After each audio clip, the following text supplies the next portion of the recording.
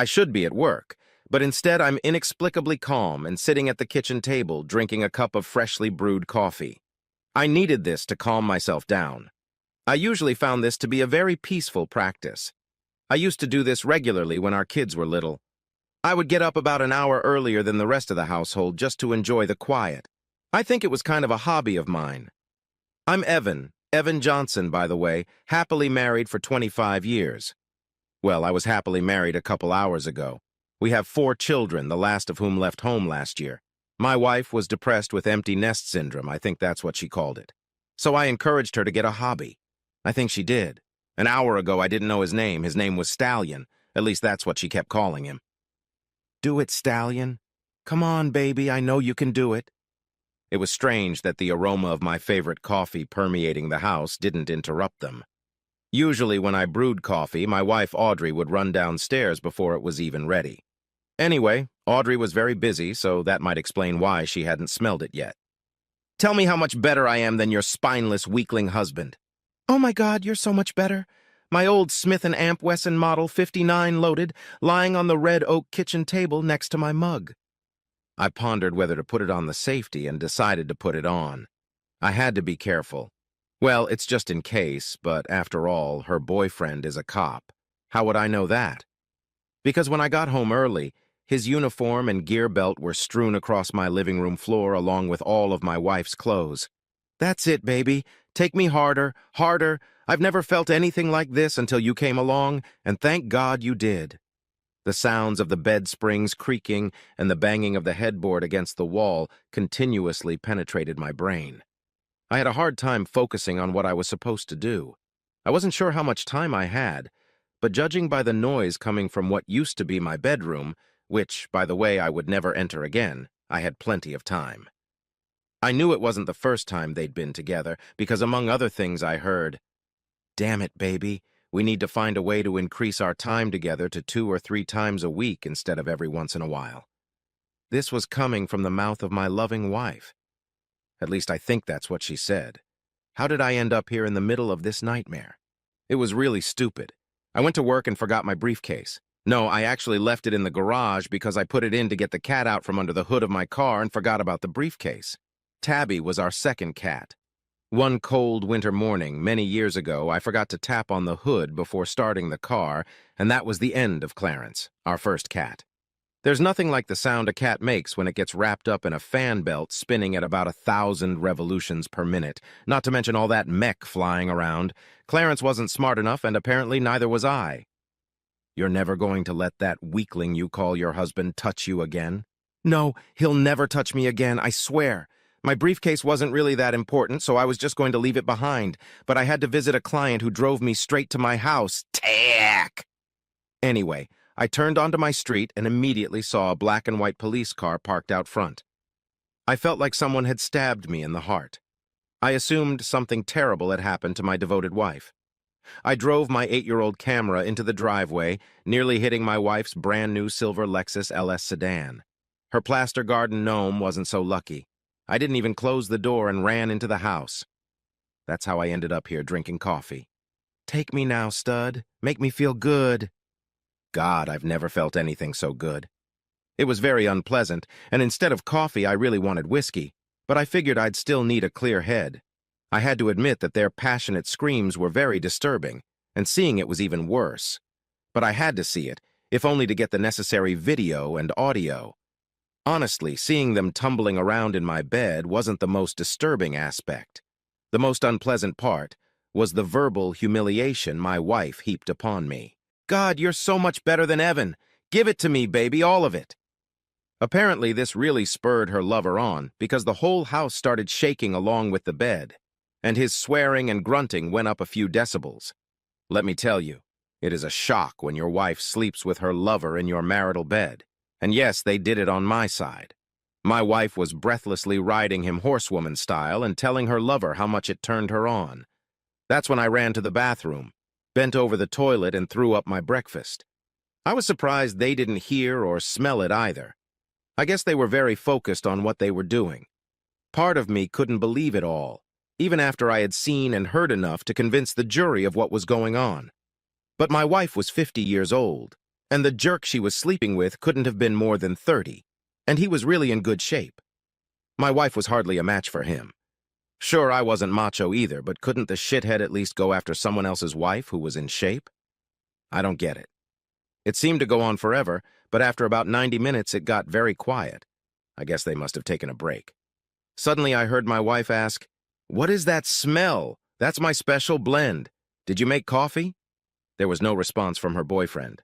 I just heard, "Oh my God," from Audrey, and then a bunch of running around, the sound of closet doors opening and closing and dresser drawers and laundry baskets. I assumed they were cleaning up evidence of their date. I made a mental note to get tested for sexually transmitted diseases immediately. I heard them coming down the stairs. They both appeared in the kitchen, naked, wrapped in sheets. They saw me at the same moment. Audrey drew in air sharply because I was there, and my lover did the same. I'm not sure if his shock was at the sight of me or the Smith & Amp, Wesson Model 59. He furtively looked in the direction of his uniform and immediately became despondent. "He's not there, stud." "What? Your service weapon? Your boss took it with him when he left. Caring guy?" He literally started to fade before my eyes, and then I saw his lips quiver. In desperation, he fell to his knees, losing the sheet in the process, and began frantically rummaging through the pile on the floor. "He took this too. I think he called it your throwing weapon. I'm guessing the thing that upset him the most was the fact that the serial number had been taken off of it. Something like 5 to 7 years for that?" Former Officer Stad Johnson's shoulders slumped dramatically at this revelation. "Like I said, he's a caring guy. We had a pretty good conversation while you two lovebirds were minding your own business upstairs." Hurd quickly looked out the window to the street. "Yes, he also took the patrol car. Your boss said you were providing security at the construction site. He was going to take your uniform too, but he thought you might need it when you leave here." "But where was I?" "Oh yeah, after Sergeant Marks got his video of you both and collected your weapons, he spotted my Smith & Amp. Wesson, and asked me, 'Is that your weapon?' 'Yes.' 'Licensed?' 'Yes.' 'You know how to shoot it?' 'I do.' 'You gonna shoot any of them?' You know we get angry if civilians shoot someone even if they deserve it. One of the advantages of our job is that we can shoot people and you can't. I promised Uncle Pat, Sergeant Marks, that unless the asshole has a third weapon that we don't know about, nobody gets shot. Your boss said, 'Okay,' and headed for the door with the words, 'Oh, do me a favor. Tell Officer Johnson not to come to the station. We'll call him when we want to talk to him. I've never seen a cop cry before. It's about time you picked up your weapon.' You don't have a third gun, do you?" He shook his head negatively. "I knew there wasn't because we checked. I was just trying to emphasize my point. I wasn't actually aiming at any of them. I just kind of waved them off and went on with my story." "Maybe you could call your wife for a ride home?" "Probably not. She was too upset about that video I emailed her of the two of you in my bedroom. It was hard to understand what she was saying, but it was something about her father, the chief of police. How could you do that to your kids? She told me about them. You seem to have a good family, too bad. Despite the situation, I was really having fun right now. It was a bit like having a fish on a rod, and I was just playing with it a bit.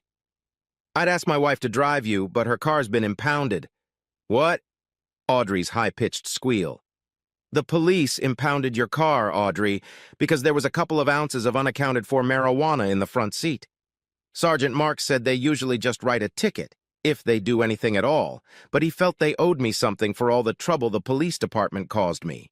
Don't worry, he said you can probably pick up the car in a few days after they've done all their forensics." "Oh my God." Now she wasn't screaming anymore. It was more of a sad moan, kind of like a lonely little hound howling at the moon. "Well, officer, I think it's time for you to put on your uniform and leave." So he did. As soon as he left, my wife regained her speech. "Please, Evan, I love you. It didn't mean anything at all. It was just a hobby? Something like that. Oh man, I wish you'd told me that sooner. I was worried you loved him and were going to divorce me. Wow, now I feel bad. I guess I really overreacted, didn't I? You love me and all." "Of course I love you, Evan. Why would you doubt it?" "Well, aside from the whole infidelity thing, fucking your lover on my side of the bed, and you calling me a stupid idiot covered in crayon, there were other signs. Oh, honey, I never actually did that. It was just bedroom talk to get us horny. Wait, You said you overreacted, Evan. What did you do? She looked annoyed. Evan, what did you do? Up until now, she seemed to be in a state of shock, but now she was definitely nervous and paying close attention to me. Well, I'm sorry, but just when I thought you didn't love me anymore, I sent the video to our kids. I just wanted them to see who their new daddy would be. You might have to wait a little while before you call them.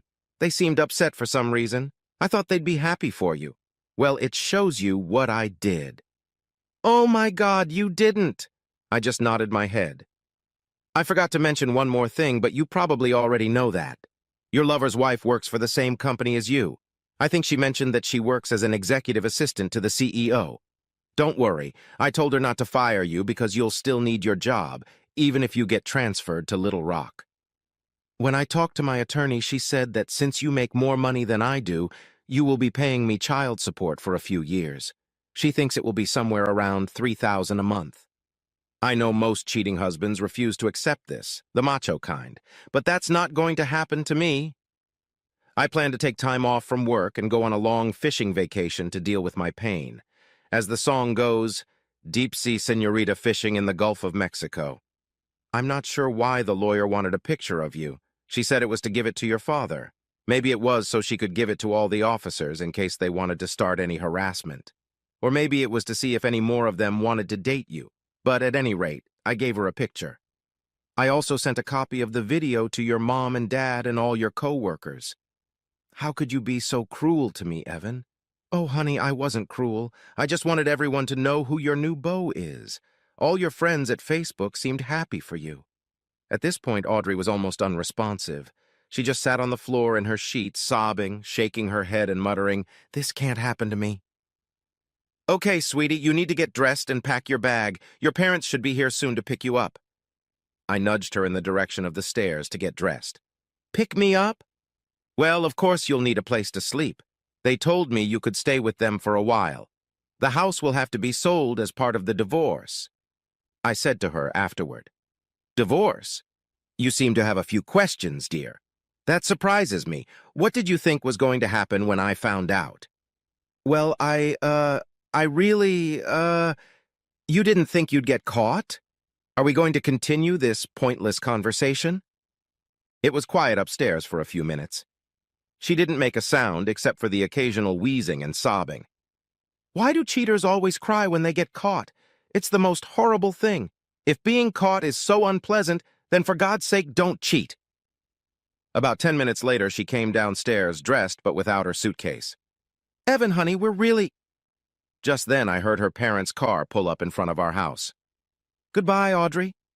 As always, gentlemanly, I held the door open for her.